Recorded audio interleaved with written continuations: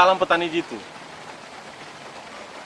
Dalam video ini kami akan menjelaskan apa sebenarnya kegagalan dalam usaha ternak nila, supaya kita bisa berhasil, belajar, dan sukses secara bersama.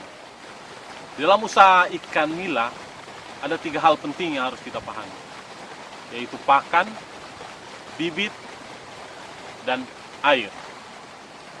Hal yang pertama harus kita perhatikan adalah pakan.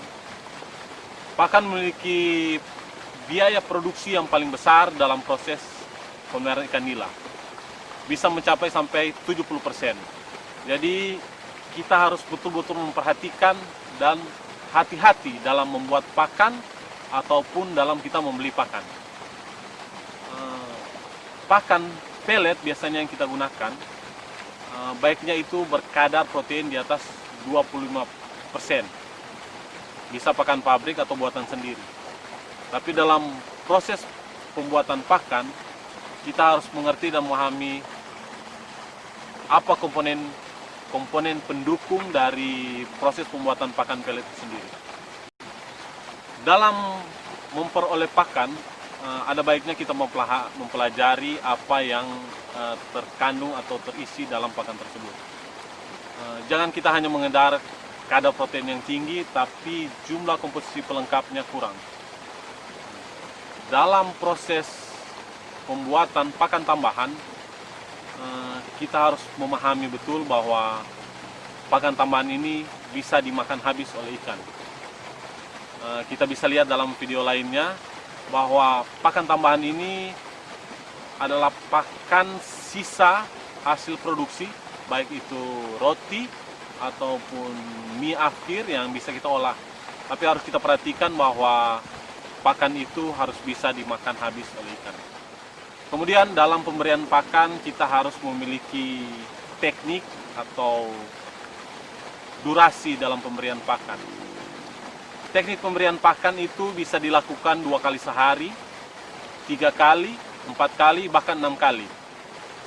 Yang paling penting dalam pemberian pakan, jangan sampai terjadi entropi, atau kita memberikan pakan secara berlebihan dan nantinya akan banyak energi yang terbuang.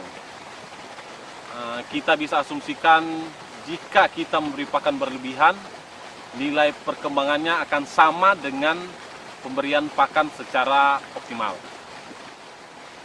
Dan ada baiknya dalam pemberian pakan kita harus memiliki catatan agar kita bisa mempelajari dan kita bisa melakukan analisa terhadap pemberian pakan. Dan kita bisa menghitung FCR atau feed konversi rasio pakan atau rasio konversi pakan untuk pembentukan daging. Bibit ikan adalah satu hal yang penting untuk proses produksi. Dan di dalam kita memilih bibit, kita harus pandai atau lihai dalam memilih bibit. Secara keseluruhan, bentuk bibit itu harus proporsional dan simetris. Dalam artian bahwa bibit itu tidak memiliki kepala yang terlalu besar, kemudian tidak ada perbandingan yang bagus antara badan dengan kepala. Kemudian kita harus melihat bahwa bibit itu lincah, kemudian bibit itu tidak memiliki luka atau jamur. Jangan memilih bibit yang sudah tua. Pertumbuhan akan sangat-sangat lambat. Perlu kita pahami bahwa kita harus bisa mengenal sumber penjual bibit. Apakah dia sudah terkenal, kemudian terpercaya, dan jangan sekali-sekali kita membeli bibit di sembarang tempat. Karena ketika kita akan panen, pasti kita akan menyesal karena pasti memiliki kualitas yang sangat jelek dan hasilnya akan sangat-sangat mengecewakan. Dalam beberapa teknik pemeliharaan bibit, kita tentu mengenal adanya bibit monoseks. Itu juga salah satu hal yang paling bagus dalam memilih bibit. Karena kita akan memilih secara biologis adalah jantan semua. Kenapa jantan? Karena jantan lebih cepat besar dalam proses pertumbuhannya. Kemudian proses penebaran bibit kita harus pahami bahwa ada baiknya kita melepas bibit di sore atau pagi hari. Kemudian kita melepaskannya secara perlahan agar ikan tidak stres. Karena apabila ikan stres akan lebih mudah mati. Memang dalam pemeliharaan ikan tentu akan ada mortalitas atau tingkat kematian. Tapi kita harus pandai memperhatikan itu agar usaha yang kita jalankan tidak rugi. Proses pemilihan bibit kita harus bisa melihat apakah ikan ini hasil persilangan yang baik atau indukannya kita harus paham dan mengerti. Jangan sampai terjadi proses inbreeding atau kawin silang dalam, karena bibitnya yang dihasilkan pasti akan sangat-sangat jelek dan itu sangat-sangat bisa merugikan. Dan kita akan kecewa setelah 4 bulan atau 3 sampai 4 bulan setelah memanen ikan.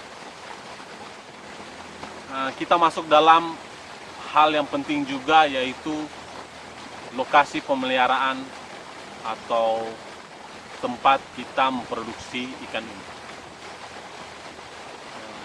Pertama yang harus kita perhatikan adalah tempat pemeliharaan ikan.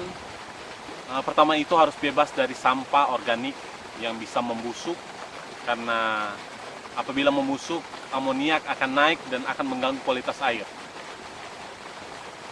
Kemudian kita harus memperhatikan jumlah debit air yang masuk, karena akan membantu kadar oksigen di dalam air dan ikan tidak akan mengalami stres.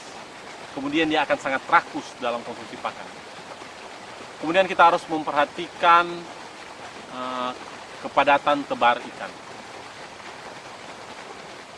Beberapa teori memang mengatakan dalam 1 meter itu diusahakan kita bisa mengisi 4-10 ekor jenis ikan.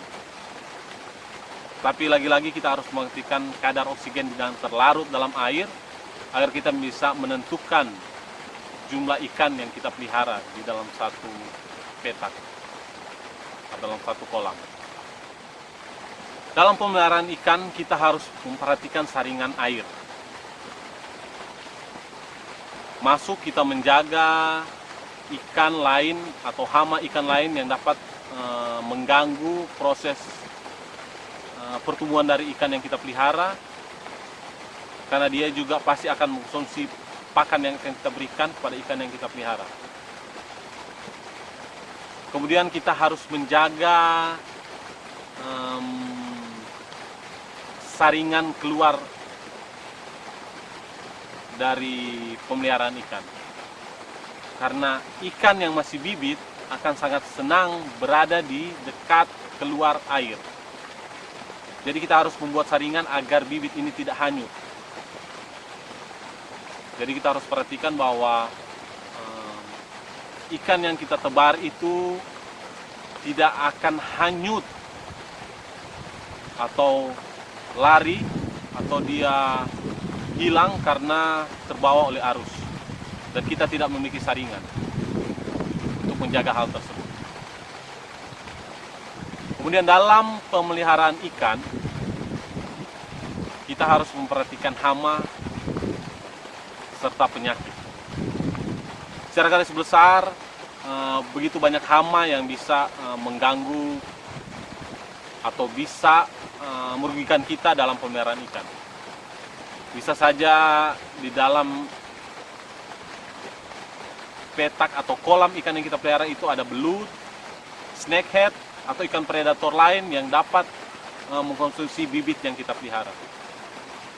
Dan lagi-lagi dia bisa bersaing dalam konsumsi pakan yang kita berikan.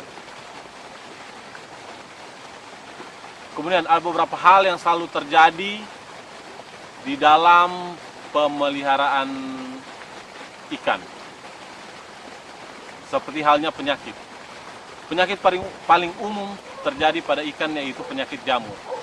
Dan ada satu siasat yang kita bisa lakukan, yaitu kita bisa menurunkan jumlah debit air agar menaikkan suhu sampai 28 derajat Celcius untuk membunuh jamur pada ikan.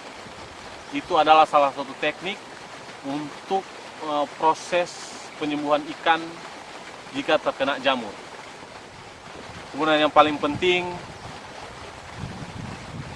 proses pelonggaran ikan itu atau proses penjagaan ikan itu aman, agar kita tidak terkecoh atau ada yang nantinya mencuri ikan yang kita pelihara.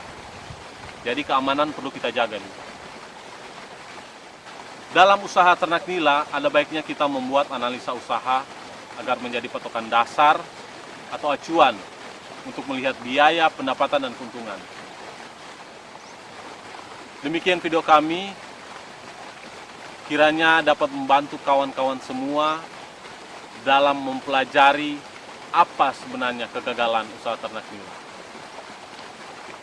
Kiranya video ini dapat membantu kawan-kawan semua untuk beternak nila, karena kami yakini dan kami percaya bahwa pengalaman itu layak dibagikan dan keuntungan itu bisa kita peroleh bersama. Salam petani jitu.